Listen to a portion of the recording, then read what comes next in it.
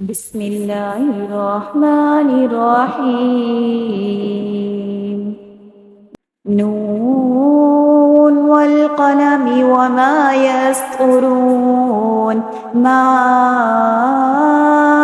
أنت بنعمة ربك بمجنون وإن لك لأجرا غير ممنون وإنك لعلى خلق عظيم فستبصر ويبصرون بأيكم المفتون إن ربك هو أعلم بمن ضل عن سبيله وهو أعلم بالمهتدين فلا تطع المكذبين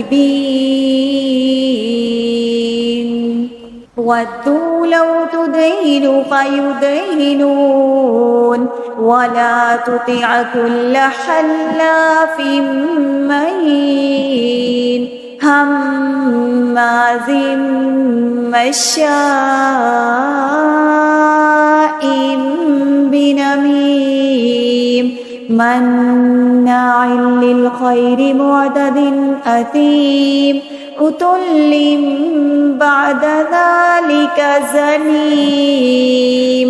أن كان ذا مال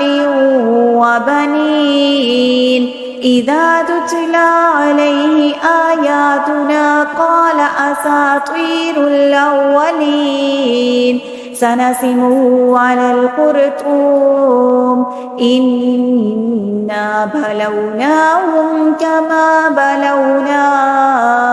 أصحاب الجنة إذ أقسموا ليصرمنها مصبحين ولا يستثنون فطاف عليها طائف من ربك وهم نائمون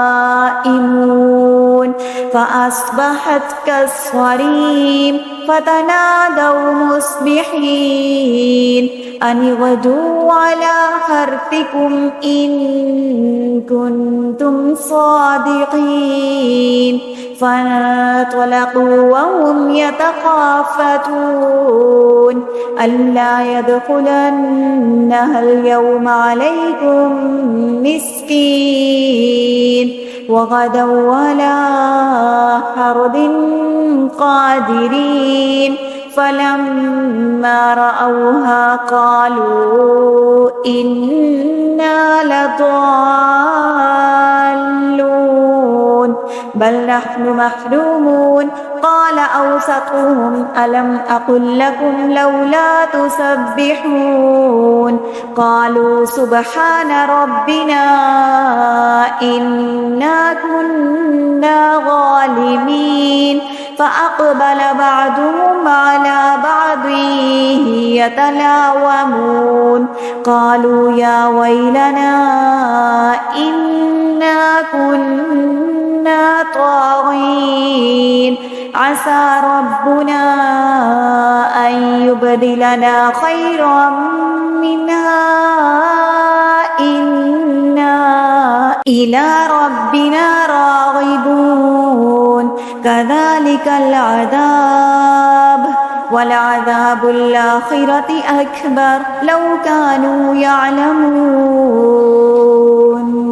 إن للمتقين عند ربهم جنات النعيم أفنجعل المسلمين كالمجرمين ما لكم كيف تحكمون أم لكم كتاب فيه تدرسون إن لكم فيه لما تخيرون أم لكم أيمان علينا بالغة إلى يوم القيامة إن لكم لما تحكمون سلهم أيهم بذلك زعيم أم لهم شركاء فليأتوا بشركائهم كانوا صادقين يوم يكشف عن ساق ويدعون إلى السجود فلا يستطيعون خاشعة أبصارهم ترهقهم ذلة وقد كانوا يدعون إلى السجود وهم سالمون فذرني ومن يكذب بهذا الحديث سنستدرجهم من حيث لا يعلمون وأملي لهم إن كيدي متين أم تسألهم أجرا فهم من مغرم مثقلون أم عندهم الغيب فهم يكتبون فاصبر لحكم ربك ولا تكن كصاحب الحوت إذ نادى وهو مكظوم لولا أن تداركه نعمة من ربه لنبذ بالعراء وهو مذموم فاجتباه ربه فجعله من الصالحين وإن يكاد الذين كفروا ليزلقونك بأبصارهم لما سمعوا الذكر ويقولون إنه لمجنون وما هو إلا ذكر للعالمين